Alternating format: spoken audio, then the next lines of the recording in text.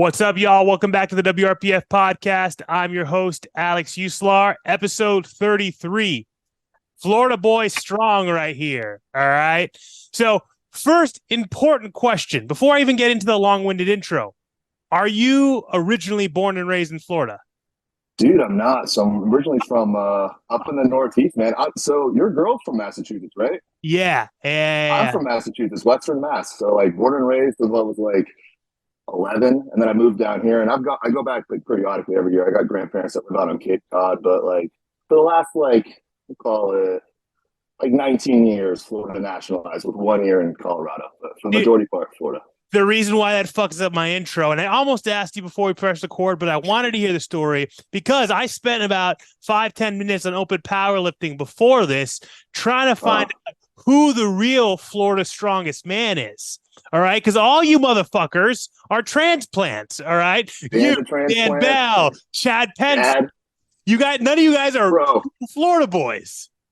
Craig Foster, where do you think he's born? Just you'll never get this. Missouri.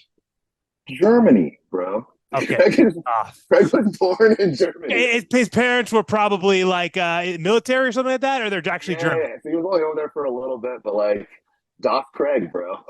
Okay. Well, the whole point is this is going to continue my journey to find out, as me being a Florida native, born, raised, never lived anywhere else other than Florida.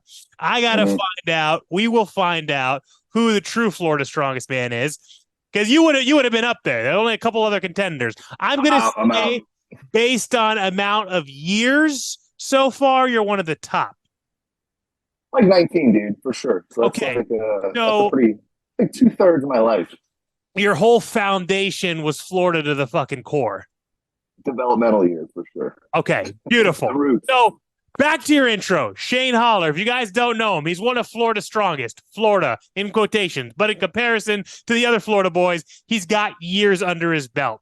All right. Shane has been competing, correct me if I'm wrong, first competition since 2016. Yep. Beautiful. Most of those competitions right here in beautiful Florida. If you guys look at Shane's open powerlifting history, as we'll kind of talk back and forth as I interview Shane about, he's not someone who even in these, almost 8 years of competing, who has competed an ass ton, right? Like some of the Texas boys who I've had on here and stuff who like started in high school and all that crap. That's the thing. You see those high school leagues? That's like 20 right there. They go every couple of weeks. Insane. Now, I know Central Florida has some lifting in high school. Like, I think they do like snatch, or they do clean and jerk and bench press and shit like that. Bench press. Yeah. So you got to be like an upper body hoss to be like the man in Florida high school weightlifting. But Central and Northern Florida, because South, they don't have that shit. I knew that back from my Olympic weightlifting days. But let's get into the meat and potatoes, Mr. Shane Holler. Florida's handsomest powerlifting man. All right. I'll give you that title. All right. So let's just dive into it. What got you into powerlifting? What were you doing beforehand? What were you using those big, broad shoulders for? Dude, they weren't that big when I started. So I wrestled and I played football in high school and college. And so like I started my freshman year of high school wrestling like $165, 6'1", like I was a beanpole. So every year I was just trying to get bigger to fill out a weight class that was like, it was an open slot. Like we had like kind of no one on the team really fill it, but I would kind of weigh a little bit more. So every year I put on about 20 pounds through high school. I graduated about 240 and then wrestled and played football through college. Same thing, just trying to pack on weight. I probably graduated about 270, 275. But in that time, my roommate, Tom Knight, was working out with some guys at UCF, Nate McCool, who was world's strongest teen at one point. He had like a 2,100 pound total at like 19 years old, which is crazy. Lance Hickey. So these are guys that were competing back in like 2014, 2015, like at the runs around here and stuff. And so they got him into it. He got me into it. And then way after all of them stopped doing it, I've just kind of stuck with it. And it's really, I mean, I kind of stopped gaining weight really kind of right when I started getting into it. Like I've kind of always hung right around 300 pounds, but for the most part, man, it's just been constantly just trying to just get better, off season. throughout sports and everything, and then finally finding this after college. I mean, you can do this for forever. So I mean, that's kind of the beauty of it. You know what I mean? What's fucking nuts is we were both beanpole boys, right? But that trajectory of Beanpole boys have there's more of like a discipline that goes into being a beanpole boy, dude, because you have no gifts starting off. You know what I mean? You have 100%. no advantages, and you literally how much you got to sink into this because if you're not eating, if you're not doing all the stuff like beanpole or the genetics, that's where you're gonna stay. Bro, You're gonna what's stay right nuts there. is from your first fucking powerlifting competition, you were 308 boys, ride till you die. Mm-hmm. That 296 was the first one.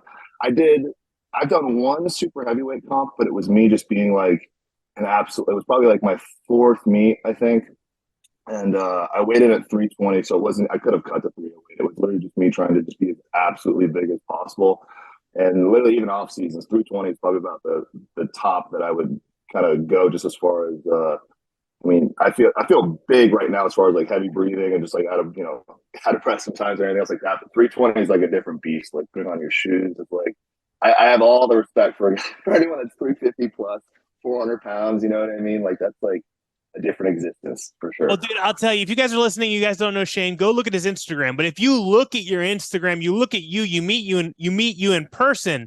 I don't think there's a single 300-pound plus power lifter that's as solid as you are that doesn't look kind of fat, to say it like bluntly and nicely. You know what I mean? Like even someone like Andrew House, who's like so much trouble filling out 308, so much trouble filling out 308. He's also shorter than you. He's had to get kind of fat in order to be, a light 308. You've I stayed was talking, fucking lean, dude. yeah, and I've talked to. I was actually talking to Craig about this the other night, and I feel like like it's I guess like aesthetically wise, like it's better kind of being like lean and stuff. But as far as like if we're just trying to push weight, dude, like you kind of want that belly, you kind of want that stout, like it's kind of like the more circle your shape, it kind of benefits. You look at Dan, you look at Craig, you look at Jesus. Just the taller you get, you got to get the rounder. But so at some point, I mean, I'm going to need to keep trying to pack on a little bit more size, but I haven't had to really kind of bulk up too much weight wise. I've recomped pretty well, I think, over the course of like you're saying 8 years. I mean, I haven't gained more than I don't know. I was probably 296 that first comp. I'm probably 303 right now, but I mean, muscle, maturity wise or however you want to call it, recomp wise, it's a completely different body than what I was back then. I mean, you look at the numbers. I mean, probably about 500 pounds number wise from total to total. So For sure. So take me through, let's rewind back through high school, putting on mass, getting into college. You said you started meeting those Central Florida powerlifting boys around 2014, 2015. Before that, what was your first exposure to actual powerlifting? Were you just lifting weights in high school? Like what we talked about, high school weightlifting, whatever it was. What did that look like? So, I mean, it was really just like I would show up during the off season for wrestling, and it would be me and one other, assistant coach that like, I mean, he bro lifted as far as what he would do with high school sports. But I think we all had those experiences where we had those high school weightlifting coaches or football coaches that like don't know what they're doing. It's just like hard work, like drive your dick into the dirt, like just keep going. You know what I mean? Like it's just like you're doing hard work for the sake of hard work. So there's no real structure to it. So there was a lot of that, but I think that's pretty good to have just at the beginning, just to instill like I don't want to say the work ethic, but like it's not fun, dude. It's a process. It's going to grind for a long, long time. You're not going to get instant gratification out of it. And so, I mean, you'll go into those early off-season practices, like I said, it would be me, maybe another kid, like for the entire summer. So, like, you're really kind of just like you're showing up for yourself at that point to get better. And I put on 20 pounds that first year, not eating properly at all. I'll talk to people that I used to wrestle with in college, in high school, and like your concept of like what's a proper nutritional diet as far as protein, carbs, and fat. I mean, it's you and I can talk about it very basic, but like for a high school kid, like no concept of that. So I mean, I feel like I could have done way, way more had I known what I was doing. But obviously, I was young and just kind of putting in work and just doing whatever. So I mean, I gradually kind of gained weight. And then through college, it got a little more structured. You kind of train with guys that are, they know what they're doing as far as just like, even protein shakes or just like little stuff like that, like consistent intake of food that you're going to be putting on. And, through that, I just kind of continued to gain weight, kind of kept working out. Workouts got a little bit more smarter, structured. And then ultimately you get with like kind of like my senior year, I started working out with like the Central Florida guys, Thomas, Nate, Lance. And I was just kind of picking their brains because obviously they were competing. And like I would say I was doing squat, bench, and deadlift, but then it's like curls and pull downs and, side rear delts or whatever. Like there's no real structure to it. You're just throwing weight around to throw weight around versus now, like, my training is very, kind of dialed in and calculated. I've talked about it before where all the training I do is based on, 7 or 8 years of compiled, like, okay, this is work for this is not work for this. This is where you need to kind of structure everything leading up to the competition. 8 weeks out, what are your numbers looking like? When do you need to start tapering back? Like what workloads do you need to avoid? What kind of avoid injuring? Certain things that you kind of flared up before. So, it's all very tailor-made and specific to kind of what I do, through trial and error. And so it's kind of wild, even just to say it to you right now, as far as looking at things I used to do where there was really no rhyme or reason. It was just hard work, sort of kind of getting there. And then, where I'm at now, 8 years of powerlifting, and then another 8 years between high school and college weightlifting. It's kind of 16 years to kind of try and figure out what really works best for you. But we're kind of at a good spot right now. Before calling it powerlifting, it's like you had goals for your other sports that you were doing, required you getting stronger. So you were training super fucking hard. You might not have called yourself a powerlifter. Did you know what powerlifting was, or you just knew what training and hard training was? I feel like, so it was early, like I would say probably 2012 to 2014 was when I was in college, 2015. So Raw was still kind of starting to become a thing. So you would see like those wild, like animal cage videos and stuff like that on YouTube. But then you would also have those people that would be like, look at this dude wearing this bench shirt or squat shirt, squat suit, and you don't really know what it is either. So like you're aware of what it is, but like it's kind of just like, I don't want to say fringy, but it's like, it's a thing. Like people do these contests where they squat, bench, and deadlift, but you don't really know what goes into it or anything else like that. And it wasn't really until I started, my roommate at the time, Tom Knight, started training with these guys that like, he went to a competition, and then like I was kind of hooked from there. Like he got me into wrestling from, high school on through college, and he got me into this too. And it was kind of something where it's good to have a friend or, somebody that like is your boy to kind of be that gateway person to kind of get you in, because even, if I would have gotten in with just the base knowledge I had from just high school and weightlifting and college, like I still wouldn't know how to peak properly. I wouldn't know how to properly pick meets or what equipment to use or when to sit there and pick, heavier numbers or lighter numbers for training. Like there's a lot that, you need help, a ton of help to kind of really kind of get started and figure out what's the right thing to kind of do, kind of getting into it, For sure. And it shows if this is the correct on open powerlifting, your first meet in February of 2016, you were already strong as friggin' shit. So you had that transition of going from your wrestling, you're lifting weights, you meet your roommate in college. Were you already finished with college at this point? Had you you dove head first into powerlifting, and was it kind of like building, structuring things before you were ready to compete? Yeah, so I my senior year I wrestled and I played football. I played football. I was going to do wrestling the last half of the year, and once football season got done, and I ended up breaking my nose. Christmas or New Year's Eve, we had a practice that morning. I was rolling around with a guy, got an elbow right in my nose. It's still kind of broken. I never got it fixed, but anyway, so that took me out of wrestling for that season. So I kind of really just started, fell back on what I kind of did in the off season anywhere, the thing I really enjoyed, which is the weightlifting. And so I just started really kind of getting into it, just push as far as just squat, bench, and deadlift, like really kind of pushing it a little bit. And I graduated and I didn't really have, I had no more sports at that point. I wasn't playing football. I wasn't wrestling.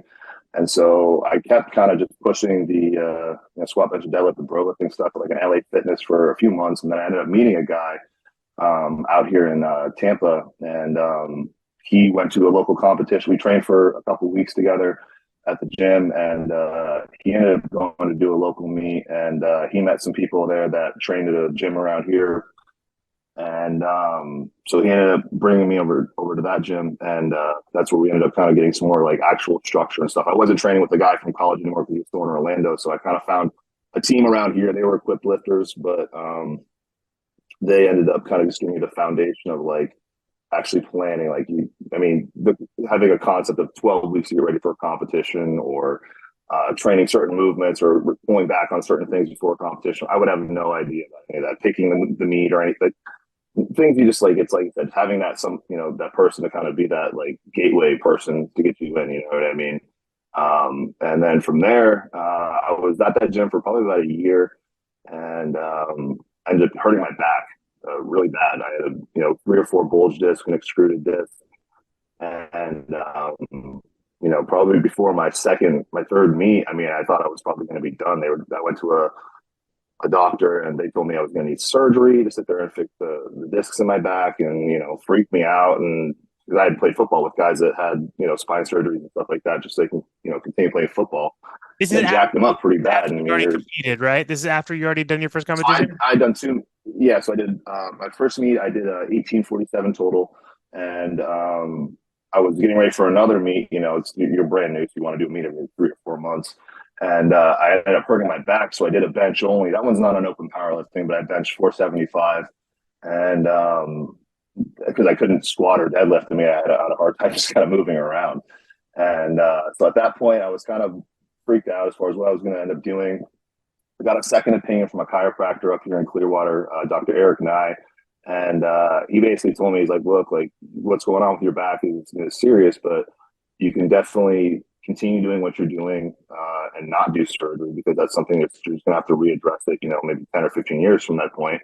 And you're going to have to live with this, but if you just do the right rehabilitation stuff and train around it and take care of it, you can progress. And that was right when I first started. So obviously 7-8 years later, I've gone on to hit my biggest numbers after doing that. So if that's a good news for anybody that's listening to this that does have serious injuries and stuff like that, it's not an end all be all kind of a thing, in the sense that if someone tells you like you're done doing this or anything else like that, something like that happened to me when I less than a year into competing. And I was able to sit there and kind of work through that and become better after that. And it just really just kind of comes down to how hard you're really kind of willing to sink your time into this and really do the legwork to kind of work from those deficits, those injuries, or whatever else. You know what I mean? So then you were able to you talk to that new doctor, get that second opinion. You still went on to compete later that year in your second meet, right? In December. Yep. So then I put on wraps. So you were saying like that first meet, I had a really good meet and stuff. And by objective standard, that's an 1847 is a pretty good total. But training with, like I said, the guys that I was at UCF, I had this big lofty thing that I was like, I want to hit a 2,000-pound total. Like I don't want to, so you said start, I didn't want to compete until I was ready. Like I was like, I don't want to compete until I do it. First meet, I want to do that. And looking back on it, like that's an idiot. You know what I mean? There's guys that'll do that now, but like to sit there and just say that's what I wanted to sit there and do my first one, especially in 2016. Like nobody was doing that, and so it took me 3 meets to really finally get there. And I did this first wrap meet in December of that year. I hit a 1917. Excuse me. I tore my callus on my last 2 deadlifts, so I ripped up my opener, and I was going to take a big jump to try and just go right to it. Got it right up at the top, 755 twice. Tore my callus, super glued it. It again. So ended up doing Battle of the Bay 3 months later, which was the biggest Florida meet at the time, back in 2017. My first experience with you, the perfect segue. If you guys don't know about this meet, Battle of the Bay 3, like you said, that was on the beach. On the beach. I don't know if it's been done since. I did Battle of the Bay 2, which was my first meet in 2016. So we both started competing around the same time. Battle of Bay 3, I took a huge fucking team. Battle of Bay 2 was like, you should show up with a squad, bro. Like you would be like on every platform helping all these different people, and that's why I knew who you were. It was like you were just always around. Like, it's so funny how quickly I jumped in the Florida scene, and all like these guys like Wong, Jaffe, were all like, who the fuck is this guy? You know, I'm this fucking young 23-year-old kid coaching like 25 people at this fucking meet because I brought them off to a CrossFit gym. But Battle of the Bay 2 went from being in like the side of like a wing place Quaker steak and car. lube, dude. Oh, that's your Yeah. hood. There you go. You know what's good. And I did that meet, and it went from being like hot in the middle of the day to freezing, and I wasn't deadlifting till like 8 p.m. Terrible. But then Battle of the Bay 3 on the beach, Yeah. sun shining in your face, the best On and this worst thing ever. platform. Yeah. It was the best and worst thing ever. Because like I said, it was cool. You're outside, like there's a bar. Like I don't know if that was like the first meet where like there was actually like a bar that like at least that I went to like around here, like that, like you know what I mean? Like so like you can invite people, your parents or whatever, and they're getting loaded while you're deadlifting on stage or whatever. But then like you go up on that big like the stage where bands would play, and you go to look out when you're squatting, and we were walking out on those combo racks. It was the ocean, so like there was no like thing to like stare at, like or anything. You just stare at, like it was like into nothing. You know what I mean? The So that sun was kind was of going down towards the ocean, so it's like they had to change the USPA rules because usually you're not supposed to wear hats, you're not supposed to wear sunglasses, but sunglasses. you literally would have like deadlifting at 5 p.m., 6 p.m., the sun penetrating to your eyes. So all of a sudden, Yeah. it was like, we're going to allow sunglasses for this one time, you know? I don't know if you remember because there was the steps to get up to that platform, and it was like, oh, they were getting ready to tear it down like right after the meet. And there was, I want to say it was this super heavyweight that I remember from that time, and he was going up the stairs, and one of the stairs broke. So like you had to literally like walk around these broken stairs to get up there. So like everyone had to get wrapped at the top of the stairs instead of like the bottom and waddling up. I mean, it was just like you're saying, dude. It was the best worst thing. We had that little tent to warm up in the back. I mean, it couldn't have been bigger than like a 10 by 10 or something like that. They had three combo racks in Literally, it there. was Like guys. It was a two platform meet on this stage, and the warm up room was a literal maybe 15 by 15 at best tent. it Like was they're intense. like this, but you know what, dude? Everyone fucking loved it. You know, his Oh, it was powerlifting was great. so different, and no fucking divas and no bullshit at that time. That was something that was so revolutionary and different for us and powerlifting in general. Being Oh, at this cool venue, live music, like you said, the bar where your family can get shit faced and roll up to their room because it's in a hotel right after. That was a good time. And then seeing you fucking your first 2K total, that was like, whoa, right? For everyone at that meet. I remember that. no, it was definitely one of my favorite meets to this day for sure. And I think it was one of those things too where I made like that number like out to be like this huge thing in my head. It was just like I don't know. It's like I just want to get 2K. I just want to get. You hear people say like stuff like that all the time. I just want to hit this number. I want to hit this number. And you know what? I still had to go to work the next day. Like I was renting cars at the time at Enterprise. I had a hard ass fucking day at work the next day. Like it doesn't change anything, but it's like this. It's that self gratification kind of a thing that you have to like to trick yourself a little bit and like making these goals and these numbers like these grandiose things in your head. So you'll put the that like I said, I keep saying the legwork, but like you'll put that time and that effort in there, sit there and get to it. And it's one of those things where I think it definitely opened my eyes as far as like I can sit there and do bigger things in the sense of like I've always looked at, I sit there and told you about my whiteboard on one of the other podcasts we did and stuff. I'm always like a numbers guy. I'm always like a stat guy and everything. And I always like looking at like the rankings before it used to be powerlifting watch and now it's open powerlifting.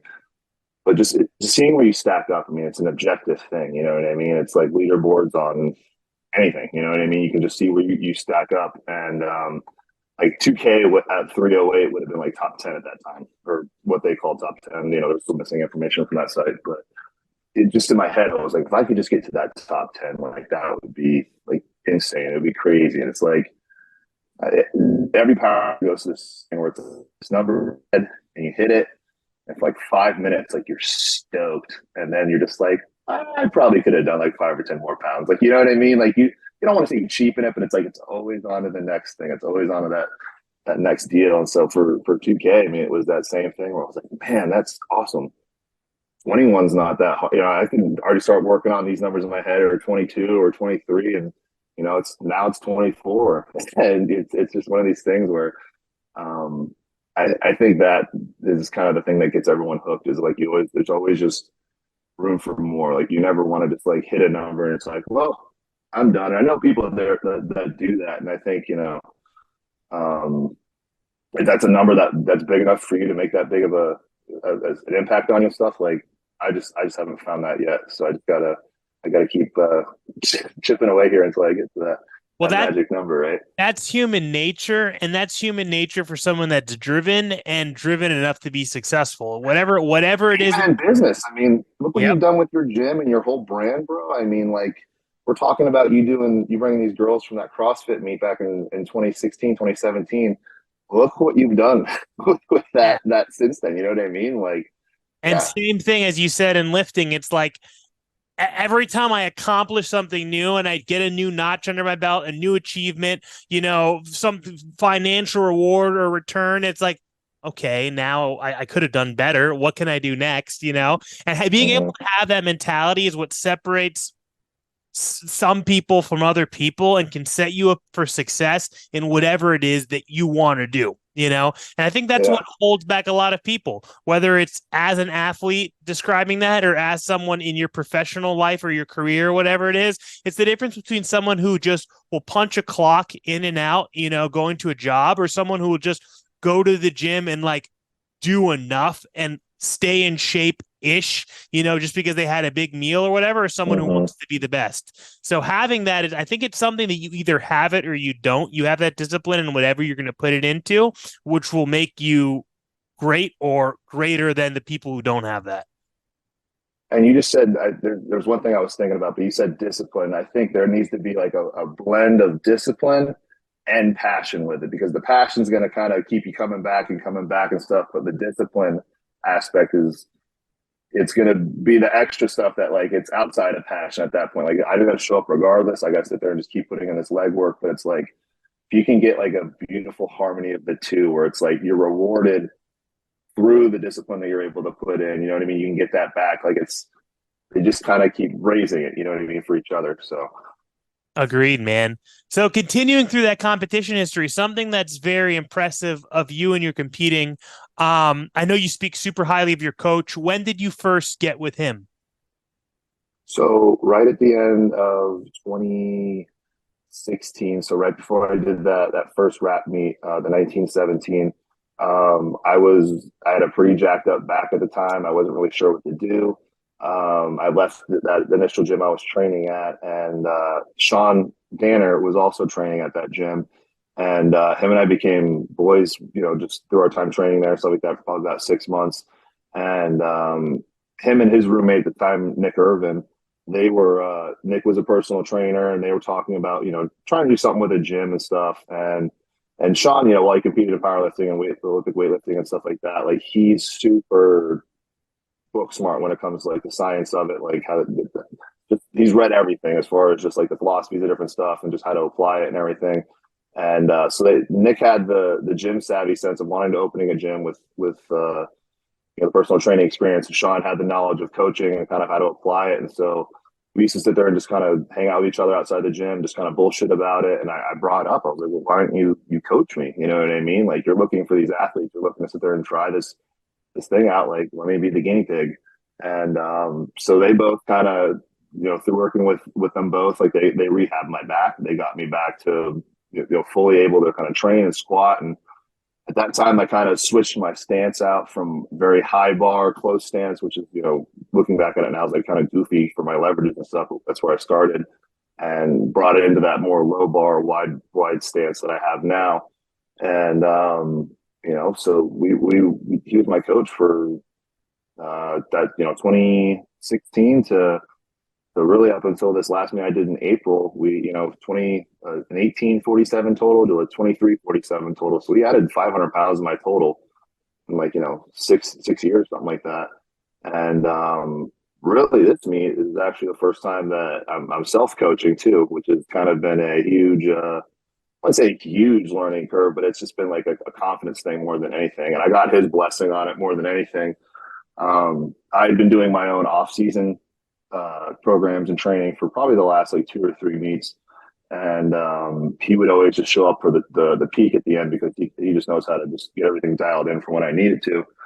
And so from this last competition in April till now, I kind of talked to him and I said, I basically had a competition in April where um, I'd taken about 14 months off. The last competition I'd done was the Ghost Clash, and just injuries and just kind of things kept kind of coming up, and I just wasn't able to sit there and put myself in the best position to train.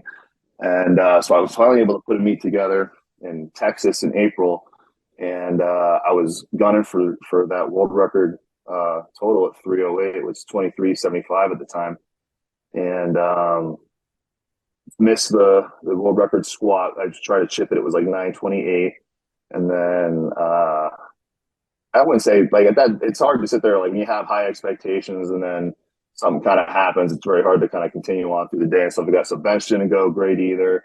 And I finished the day with a deadlift PR, which I was stoked about, but it was the first time I had never not PR'd my total in like 7 years, and that was a very like prideful thing, for me.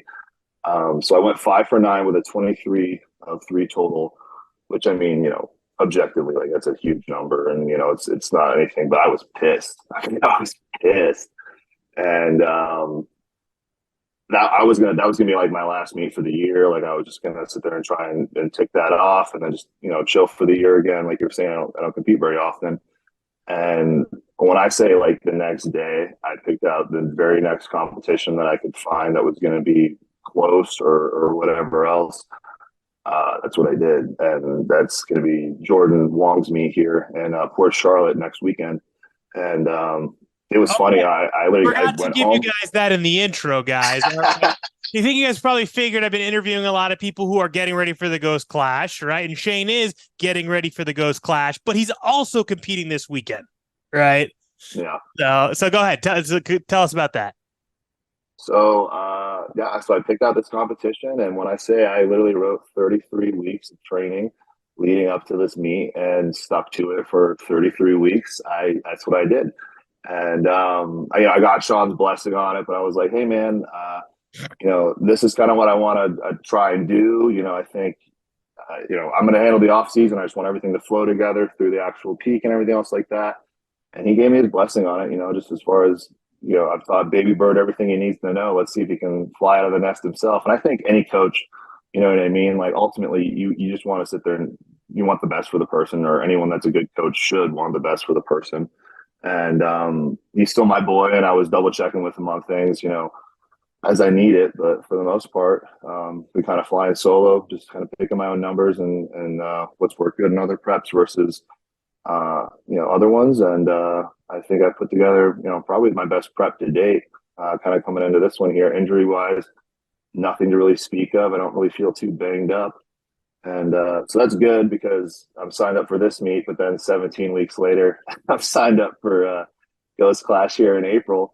And so the plan is to go out here next weekend and hit a pretty good number, and then throw wraps back on for the first time. And since pre-COVID, bro, March 20, literally the week before everything hit, I did an RPF meet here in Florida. Dan Bell did that meet also, and that's when he broke the all-time world record in sleeves, right? Bro, he showed up and he was out of nowhere. No one knew he was fucking doing it. I remember I knew you were fucking doing it, and I was stoked to watch you, see what you had done, or see what you would do. And then I see Dan Bell. What the fuck's going on, man? Bro, he showed up out of nowhere. So like, he showed up. He posted something saying he just wanted to hit a qualifying total, which would have been like a 2250 or whatever. But out of like formula wise, I could have won with the number that I wanted in my head. So I was like, I'm gonna beat Dan Bell. Dude shows up the week after his honeymoon, just hanging out. You know what I mean? Like barely warms up. Does like Dan Bell things warming up. 950,000 benches like 570 something, and then he does 2 deadlift warm-ups. He does 700 and 750 both with straps, and he goes 837, 880, 903 world record fucking total.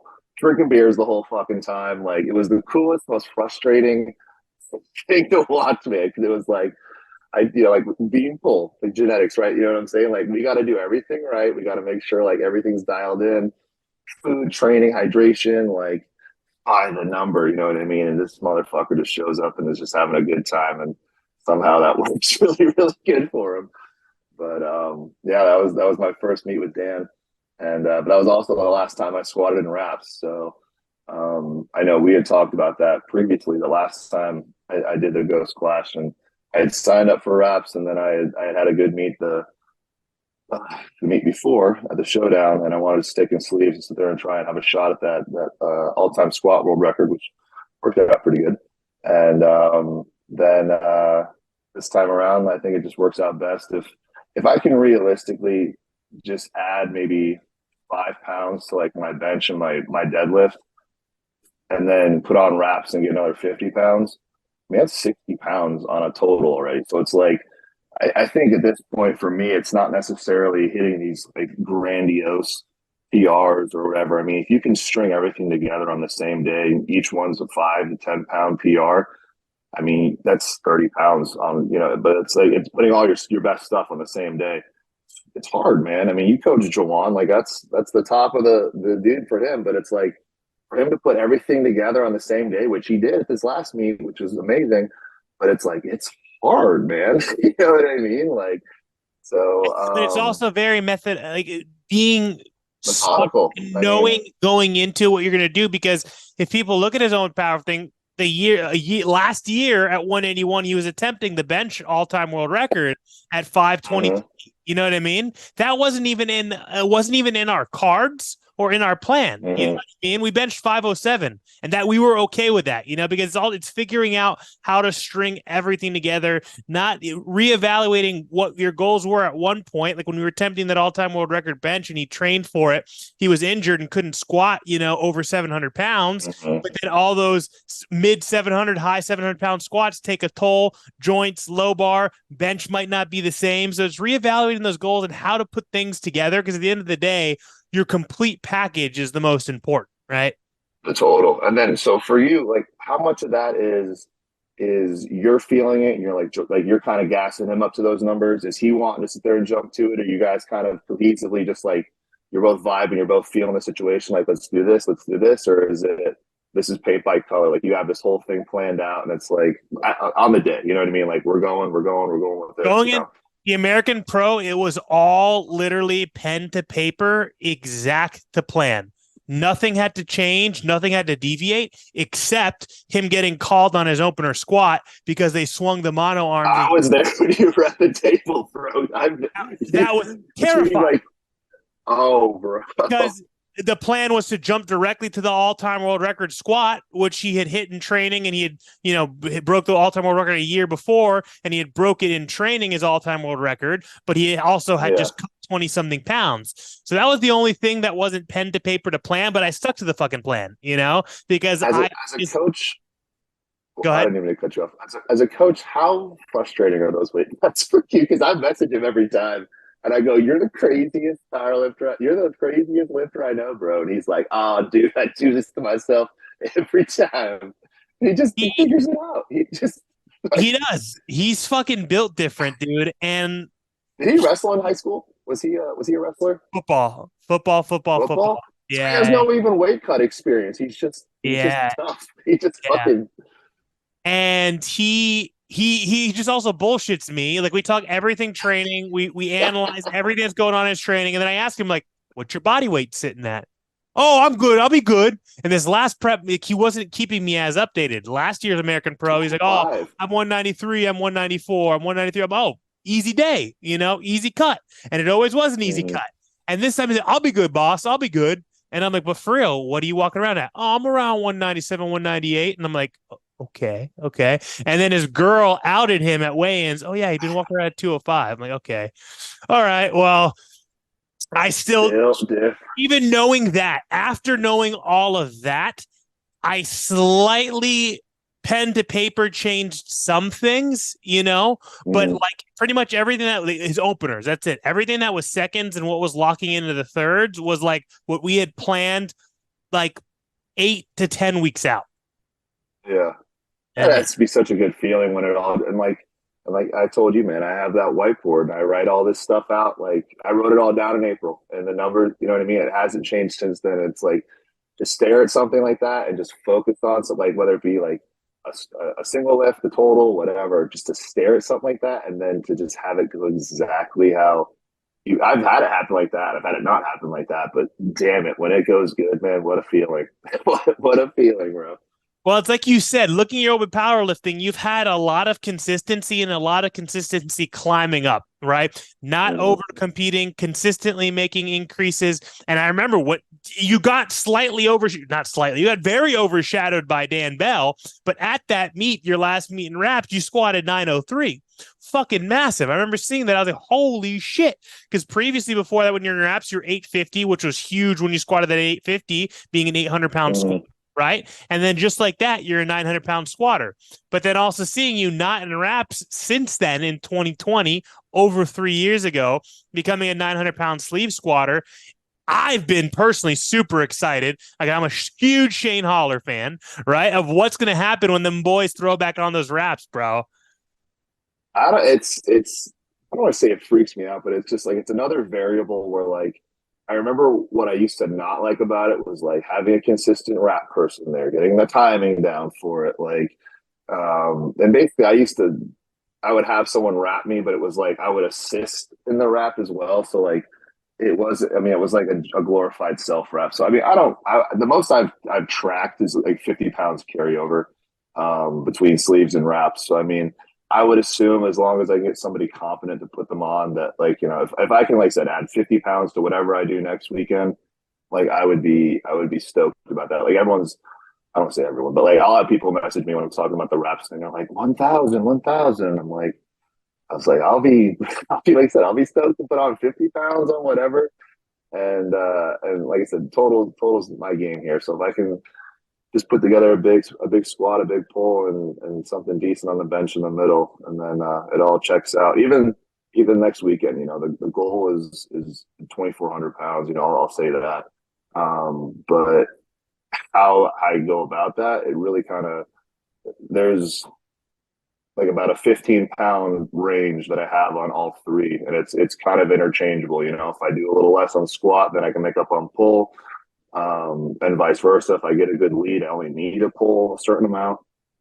So it really kind of like we're talking about. You know, it needs to be precise. It's really going to be kind of a feeling out what's there and then making smart jumps kind of in between. You know, Andrew Haas hit the sleeve all time world record here 2 weekends ago. So it was 23.75 by Zach Myers, and now it's like 24.27.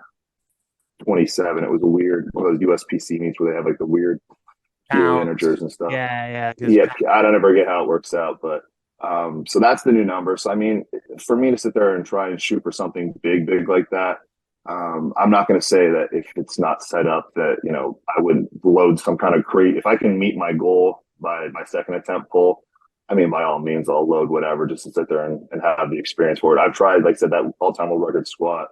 I'm probably 1 for 3 with that at this point. I've gotten one of them and I missed 2 of them, but to sit there and go for something like that, I mean, that's what you train, you know, 12 weeks for, months for, and stuff like that. Just have the opportunity to sit there and swing at whatever the big number is there. So if it's there, you know, by all means, I'll sit there and go for it. But at the same time, I have a meet in 17 weeks, so right after, so I'm not sitting there in a hurry to sit there and put everything out that I got. You know what I mean? So like I said, smart lifting, make sure I can get through this meet, no problems, get through another prep, and just continue to stack those small little PRs together and just consistent progress forward. I think that's the name of the game. You're saying like I've been 7 or 8 years now kind of competing. I think anyone that you look at that like I'd like admire, like as far as just like a strength athlete or a power lifter or whatever, 10 years, if you can kind of be like in the conversation of like the really strong people for 10 years, whether it be like a Dan Bell, a Sean Doyle, an Andre Milanichev, Eric Lilliebridge, like any of these guys that were like, they weren't just like they showed up for a year or two and they had some big numbers and then you never see them again. Like they were consistently just the guys. They would go to any meet, they'd travel, they'd hit big numbers wherever consistently over the years and stuff. I think that's how you kind of get into like, and it's not even like for me, like respect, like those guys are like guys I respect a lot. You know what I mean? Like they've been around for a while, they've seen it, they've done it, and it's 10 years that kind of puts them out of the category of like the drama queen stuff that we were talking about now. You know what I mean? Like those like the OG guys, they're just there just to lift weights, and there's not a whole lot that comes out besides that. And I respect that. You know what I mean? I don't have to necessarily like somebody as a person to sit there and respect what they can do, weight wise and stuff like that. Like there's some really strong assholes out there for sure, but you know what I mean? I can still respect what they do at the bar. But I'll tell you the evolution of it, because you mentioned like getting to that 10-year mark, and without having all those guys data open, I don't know how many of them were actually, if you look at it, actively competing for a full 10 years, because just how crazy head to the wall shit used to be, So the evolution of how and when we came up, and also just the surplus of knowledge and doing things a little bit smarter, I think is going to give powerlifters and modern day powerlifters a much longer shelf life than some of those greats that we grew up looking at. And it's cool to see, because so many of those guys, you see a peak performance and then a fall off of still competing, but it's like, how do you get back to that peak? How do you get back up? Things weren't the smartest, some of those factors climbing their way up. So you rose to fame quickly, but you kind of, fell off. So I think it's a lot of modern powerlifters, yourself, being able to look at that history, that trajectory, smart, steady goals, and playing the long game is it, And so like you said, I mean, look, consistently in sleeves, your best goes Clash last year, 23:47. Looking forward to seeing 2400.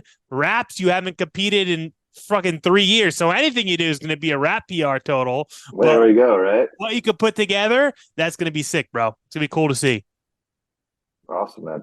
Yeah, it's I don't know, some big competitions coming up here, and like it's nice to not have to travel outside the state for these next two for sure. Like I said, going to Texas, been to Kansas City, and going all over and stuff like that. It's cool to travel for these meets, but like I think that's just what's so cool about everything that's going on now too. Like you talk to somebody, and it's like I feel like there's a meet, whether it's a local meet or even now big meets and stuff like that. Like they're all over the place all the time. You know what I mean? They just had that big deadlift thing in Germany yesterday. They have. I didn't even know anything about that, bro. I just see all these guys deadlifting, and I'm like, what the hell's going on? Major FOMO, bro. All the boys are drinking beer, playing in the snow. They're all just like, they're all like lifting like 90-95%. They're not even going balls to wall. I'm not living up here in Germany. Lift something heavy. Oh, bro. They're at a spot. It's like a I don't want to say it's a resort, but like from what they were telling me, it's like 2 or 3 hours kind of like in the sticks out there, and it's like there's like a resort and there's a huge gym, and like they were saying like close to like 800 people came out to watch that thing. Like it's like I don't know. They love powerlifting over in Eastern Europe, bro. That's a lot more than they do here. But hell yeah, bro. Man, it's just cool. Like even like the meets that you're putting on. I mean, the American Pro, like there's just and that's what makes it hard to not want to compete all the time now, because there's so many damn full meets popping up all over the place, dude. So. Well, dude, I'm excited to tune in to Jordan's meet next weekend, guys. I don't know if Jordan has a live stream. I don't know anything, but go. I know no live stream from what I've heard, but we'll be posting. You'll see the stuff out there. Just go look at their Instagrams. Go look at Jordan Wong's Instagram. I'm gonna go buy Jordan Wong a little webcam. I'm technologically like really dumb, but I figured out how to put together a live stream. I'm gonna go Amazon him one so we can watch the boys do some shit next weekend. GoFundMe live stream, showcase events. That's it, bro. And yeah, dude, thanks for hopping on. Let everyone know where they can find you. Have me. Just on Instagram, Shane Haller, and just started releasing 2 ebook programs as well too. I'll plug those shamelessly. You can cut that out if you want. But it's basically a big ebook template. It's not necessarily just a program. There's a whole video catalog for warm-ups, exercises. It's basically like my bread and butter stuff. I'm talking about these programs that I've done for years that are calculated based on data and everything else like that. These are the exact same programs that I've run to hit these big numbers as far as the conditioning blocks and the peaking phases and stuff like that. So kind of gets a little bit of a look at the kind of training I do. And, people want to check that out. Those are available through my Instagram here too. But yeah. I will support that plug just by putting in, because I, as a coach, someone who analyzes everything, I've watched your training. Your training is definitely very different than just the typical linear periodization, different than just normal specificity. I know I see you mixing in chains, reverse bands, all this different stuff. So if you guys are wanting to do something different that's not just typical cookie cutter powerlifting SBD stuff, I think that this is going to be something that's very different and very cool. And thank you for plugging it, bro. Appreciate you, man. Hell yeah. Well, thank you guys. I hope you guys enjoyed this week's episode, and thank you for tuning in to the WRPF podcast.